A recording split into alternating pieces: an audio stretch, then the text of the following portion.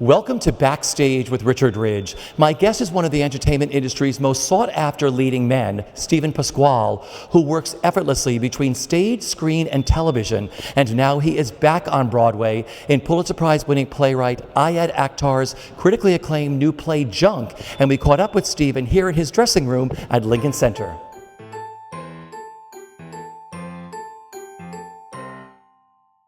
So once again, thank you so much for sitting with me. Thank you. Thank you for sitting with me. And here in your dressing room here at the Vivian Beaumont. Here we are at the Beaumont, one of the great playing spaces in all the world, I would argue. And Lincoln Center famously has the best dressing rooms in New York, so we're super lucky. I love how this is all set up. Yeah, this is I'm putting my craft mask on. My lamp wasn't tall enough, so I just stole a bunch of books from somebody, Rick Holmes. Yeah. And, so now my lamp is tall enough. Well, your room is set up really Thank you nicely very here. much. Thank you. Like I was telling you, you were extraordinary in this show. Thank you. What's it like living in the world that Ayad has put together, living in the high-risk, jump-on world of the 1980s? I think, just to talk about a little bit about what it's like to be around Ayad as a writer, I say the only other thing I can compare it to is being around Tony Kushner, where the intellect is so impressive that the air in the room just feels a little like lifted, and you just want him to talk about stuff so that you can learn. And he takes that approach into his playwriting. What he's done with Junk is tackle, for my money, the great untold story of America, which is when absolutely unfettered, unregulated, raw American capitalism took hold in the 1980s. And a handful of guys, namely Mike Milken, who's a real guy, started corporate raiding and buying companies with debt, and using incredibly high-risk, questionable practices to not just get rich, but to change the climate of how finance works at all. And that to write a play about that seems really hard, and he's done an extraordinarily. It's quite an accomplishment to see what he's done with this play. The evening is, as I'm sure you know, it plays like a thriller. Oh yeah. Even though it's largely about real people and the effect of these incredible financial practices and what it has on them. Did you do some kind of research? Did you know about this time period? Yeah. I didn't. I'm not a super savvy finance mind. It's all common sense to me. So my system of beliefs is like, why would they do this if they could do this? And so I had to learn a lot about it. But Den of Thieves. Oh yeah. Which is a Pulitzer Prize winning book, is an incredible captures it incredibly. So does The Unwinding, Barbarians at the Gate, Predator's Ball, Makers and Takers, to learn about what happened to American capitalism in the 80s and where we are now, is to open your eyes really wide in terms of how we do things in this country. Talk about the man that you play, Robert Merkin. What makes him so fascinating to play? Well, he's in one of the books, he's loosely based on Mike Milken, who's a real guy. Yeah. So we don't want to mislead anybody into thinking it's a play about an actual guy. It's loosely based on him and people in his life, and loosely based on events that took place in the 1980s regarding corporate raiding. But he was like a once every 500 years kind of mind. That's how people described him. Not even generational, but like, every century or something, you'd get a mind like this guy who was able to see through the cracks of a system and change the global economy with his system of beliefs. Now, a man's folly and our nature in terms of excess and greed ultimately brought him down. But I don't know. Would you go to jail for 2 or 3 years if you could walk away with $2.5 billion? I think I would. Yeah, I would too. That's the question. There you go. So, it's a really interesting. There are people that think he's a hero in terms of how he changed how we do things in finance. And then there are those who think of him as a rule breaker and a law breaker, and he should have spent his entire life in jail. Yeah. And the play is not an indictment on anyone or anything. It is an examination of what we love and what we worship in America, and it asks you to draw your own conclusions. Of course, I love that when you're watching the other people talk, you're like, oh, now I agree with him. Oh, it's so smart, right? Well, that's Ayad's accomplishment with the play. It's so easy to dismiss certain characters as bad guys or good guys, but that's not the world we live in. It's not what these guys were. And the most brilliant thing I'm experiencing in the play is feeling the audience's ambivalence about Robert Merkin. They are either literally clapping and rooting for him or disgusted by his behavior. And to sort of feel that tension with them every night is like one of the great thrills I've experienced on stage. But it switches for us as an audience member too, because I'm like, I hate you in that scene. Yeah. And I'm like, yeah, but I wish I had what he has to do what he does. Let's be specific about it. Mike Milken was a Jew. A lot of the guys that worked at Drexel Burnham were Jews. Yeah. And classic New York banking are waspy, white shoe. There's not more than a touch of anti-Semitism in that culture in the 1980s. And so it's hard to not root for him and his band of guys. You want them to achieve and to win, but then the common sense part of your brain kicks in, and you think, yeah, but he's also doing all these other things and breaking the law, and it's wildly complicated. It's tribal. It's an examination of our history in terms of finance, and it really says there are no heroes, only flawed humans. You know, not only are you working with one of the finest playwrights, you're also working with one of the greatest stage directors, with Doug Hughes. Yeah. Doug is just like first ballot Hall of Fame director for my money when all is said and done, and I think he's done something with this play that I think will be one of the great things that people think about when they talk about his legacy and the body of work that he will end up leaving when all is said and done. He's so bright and a great leader and fearless with the playwright, who their conversations very much inform what Ayad has written, and I'm sure I speak for Ed when I say he couldn't and wouldn't have done it without Doug. Doug was essential in the process.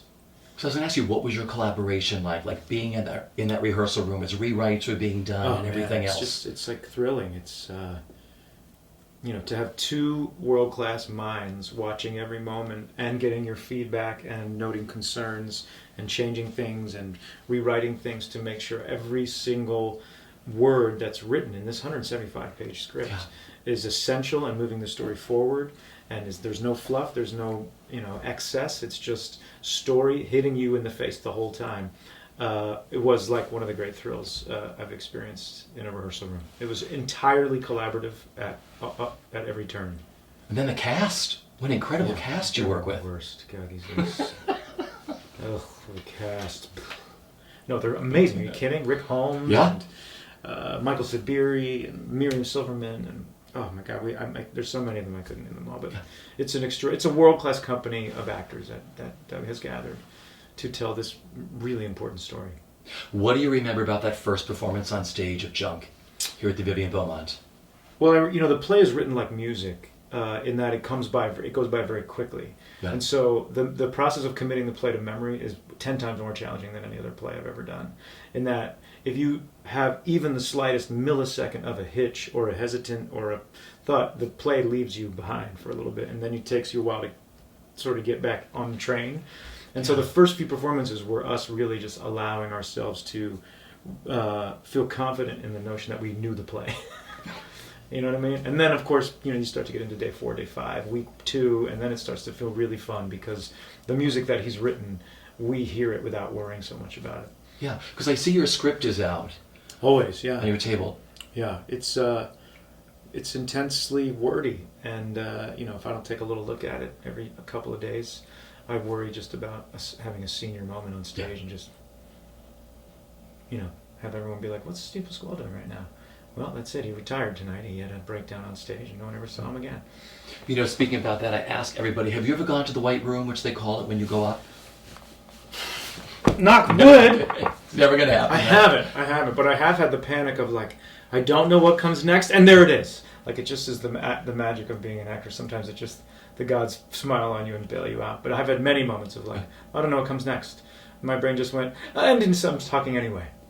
It's a very strange thing. Don't get into this racket. It's really for the particularly crazy people. No, totally. Because I've asked everybody that. The whole Hamilton cast has finally gone up. Oh, sure. I'm certain of it. Yeah. I'm certain of it. Yeah. In the musical, it's really hard because then you're, in the music, you're like, oh my God. Yeah, so that's dangerous. Is it easier doing a play than it is a musical, or is it a different mindset? It's easier in terms of maintenance. Okay. In terms of taking care of your body and your instrument. It's maybe harder in that you don't have the music to rely on. And if you have a Jason Robert Brown score, for example, that evening was about people just like being swept away by that incredible score. So I always felt like all I had to do was honor that. Without that, you're left to your own devices. The playwright's words, what you came up with in the rehearsal room, and how you play the scenes, which is much more vulnerable, but equally fulfilling, without question. Yeah. You've also gotten to do one of your dream roles, which of course was Billy Bigelow in Carousel with Laura Osnes. In Chicago, the lyric opera. Yeah, one of a great soulful experience. I didn't know that. People had always told me I should play that part, but I didn't know that show. I just knew a couple of those songs. And so I really got to know that material for the first time in Chicago. And I found it really soulful. I think Carousel is a masterpiece. Yeah. And I think it's a perfectly written American musical, and I don't think there are very many you can say that about. It's just absolutely without flaw. See, that was a no-brainer. I thought that was something you always wanted to do, that role. Yeah, I mean, it was, I think the challenge with that show was always finding the singing is so difficult, it's hard to find a good actor to handle the singing. Yeah. And so I think that when Rob Ashford directed that production, he called me and said, I really think you'd be good in this. I was like, geez, I mean, it's a lot. High singing, man. That's pretty out. He said, just come, and we had a great time. It was really soulful, I think, across the board for all of us. She's gonna be sheltered and fed and dressed in the best that money can buy. I never knew how to make money, but I'll try, my God, I'll try. I'll go out and make it, or steal it, or take it.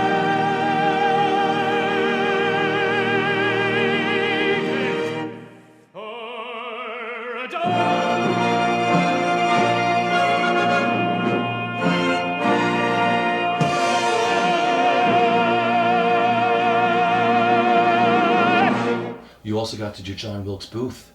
Yeah. At Encore's Assassins. Brilliant production of that. Right? Yeah. Fondest memories, because that was quick.